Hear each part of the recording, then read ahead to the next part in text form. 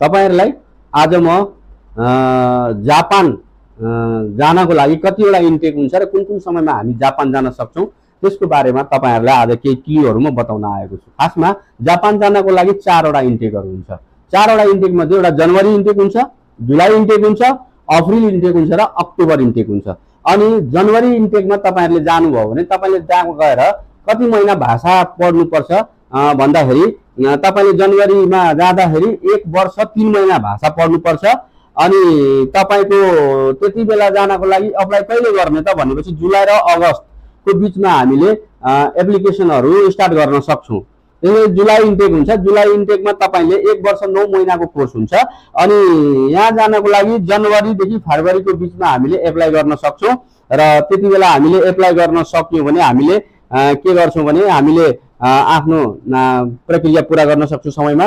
त्यसैगरी April intake हुन्छ अर्को। अप्रिल इन्टेकमा हामीले 2 वर्ष भाषा सिक्नु पर्ने हुन्छ। यो अप्रिल इन्टेकमा जानको लागि हामीले अक्टोबर र नोभेम्बरको बीचमा नै हामीले के गर्नुपर्छ भने प्रोसेसिङ एप्लिकेसन स्टार्ट गरिसक्नु पर्छ। त्यसैगरी अर्को भनेको हाम्रो अक्टोबर इन्टेक हुन्छ।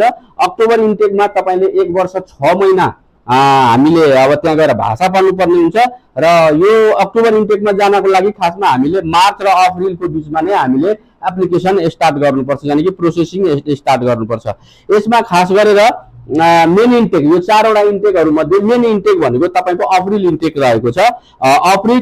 अप्रिल इन्टेक रहेको छ र अप्रिल इन्टेकमा धेरै मान्छेहरु विदेश जान्छन्, जापान जान्छन् पढ्नको लागि, पैसा कमाउनको लागि। त्यसैगरी यदि तपाई जापान जान चाहनुहुन्छ भने तपाईले एप्लिकेसनहरु यी 4 वटा इन्टेक हुन्छ। 4 वटा इन्टेकमा तपाई कुन इन्टेकमा जापान जान चाहनुहुन्छ त्यो इन्टेकमा खास गरेर जानको लागि तपाईले करिब 4-5 महिना अगाडि देखि नै तपाईले के गर्नुपर्छ भने 5-6 महिना अगाडि देखि नै तपाईले एप्लिकेसन स्टार्ट गर्नुपर्छ। हो, यदि तपाई जापान जान चाहनुहुन्छ भने तपाई सिधै Japanese language school Biratnagar Bargachhi चोकमा रहेको छ। यहाँ भाषाका कक्षाहरु सिकाउनुको साथै तपाईलाई प्रोसेसिङको लागि पनि सहयोग गर्न सकिन्छ।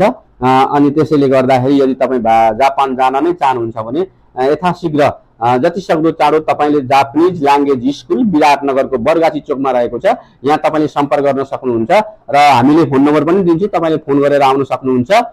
फोन नम्बर रहेको छ 98 49 27 0 28 0 98 49 27 0 28 0। फेसबुकमा तपाईले पनि खोज्न सक्नुहुन्छ, जापानिज ल्याङ्ग्वेज स्कुल रहेको छ।